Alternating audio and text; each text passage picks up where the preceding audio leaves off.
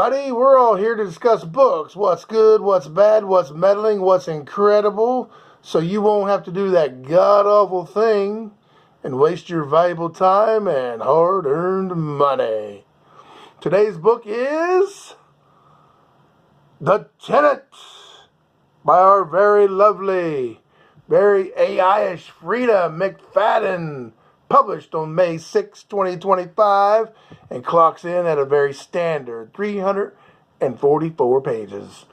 Yes, I very much still believe these books are mass-produced by AI. Yes, I very much believe that the face given as Freida McFadden is just that, a face. Just an image to hide the real author, a flocking machine. If you really pay attention, you can see it in the writing. Sometimes characters' responses are responses that no one would actually say in response to certain questions posed to them. It's like a robot, i.e. AI. Which proves that AI isn't quite perfect yet in this year of our Lord, 2026. Alright then, The Tenant. Stick around to the very end for my official review rating. You might be surprised. In the meantime, hit that subscribe. Yes, awesome, let's do it. I picked this up because I have a 15,000 word short story of my very own with this exact same title, and I was extremely curious if Freida's story was in any shape, size, or way similar to mine. Luckily for me, it is not. Luckily for me, my story is way better. An easy 10 out of 10.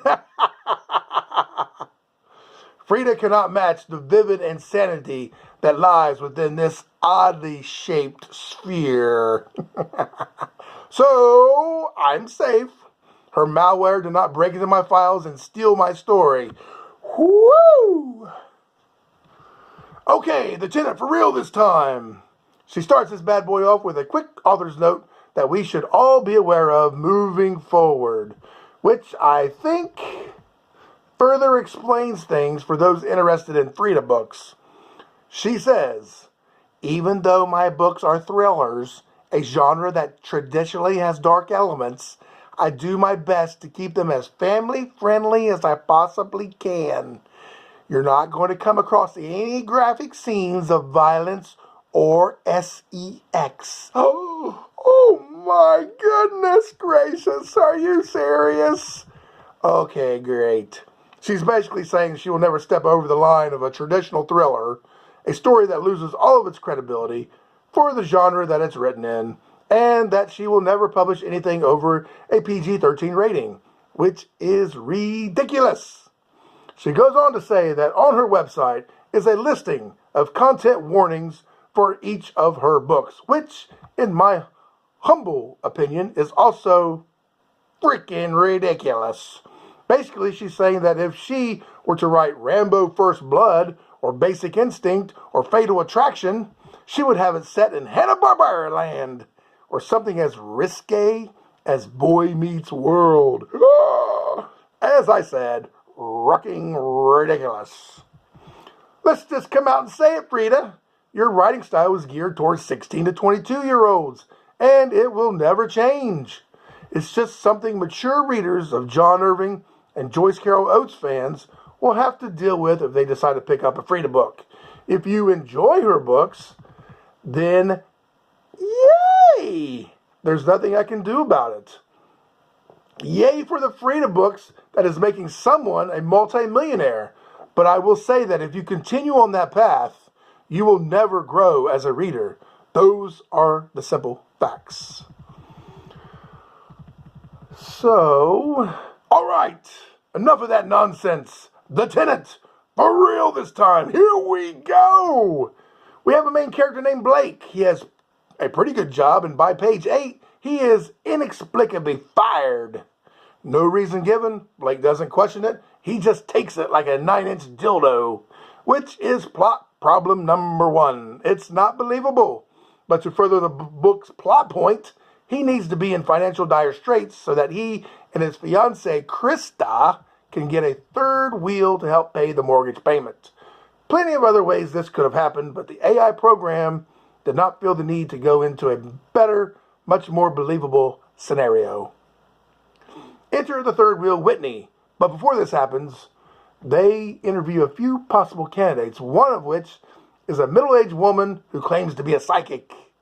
Before she was shooed out, she claimed that Blake would murder Krista in this very living room in which they stood. As ridiculous as that sounds, Krista is unnerved by this revelation, even though Blake has showed no signs of acting weird before this scene was even put in.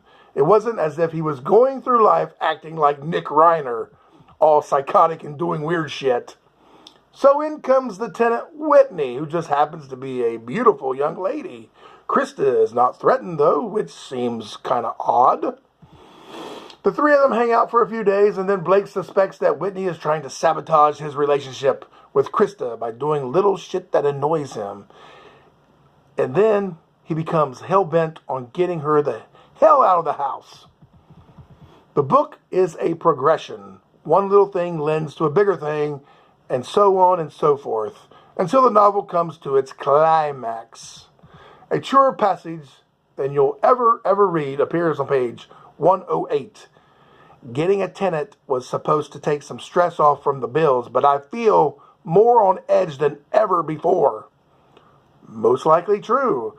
If you're out there struggling to make rent and thinking about doing the same thing, then don't do it. So not worth it.